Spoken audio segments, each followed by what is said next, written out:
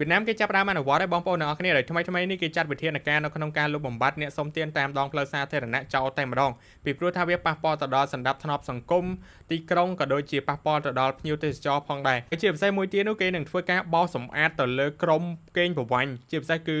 ពួកវាធ្វើការបង្ខំកុមារមនុស្សចាស់ជនពិការនឹងឲ្យធ្វើការសុំទាននៅតាមទីសាធារណៈនឹងឲ្យវាតែម្ដងគេធ្វើបែបនេះមិនមានដំណោះស្រាយជូនពួកគាត់ទេអ្នកគ្នាដោយគេធ្វើការចុះបញ្ជីស្ថិតិឈ្មោះរបស់ពួកគាត់នឹងហើយបញ្ជូនទៅកាន់មជ្ឈមណ្ឌលគាំពារដើម្បីធ្វើការអប់រំវិជ្ជាជីវៈអីមួយចំនួនថែមទៀតហើយនឹងធ្វើការការពារមិនឲ្យទៅរំខានភ្ញៀវទេសចរនៅតាមកម្មវិធីកំសាន្តនានាឬក៏ពិធីបុណ្យជាតិធំៗនោះឡើយមួយវិញទៀតគឺគេជំរុញឲ្យសាធារណជននឹងឈប់ផ្ដល់លុយដោយផ្ទាល់ដៃទៅកាន់អ្នកសុំទានអញ្ចឹង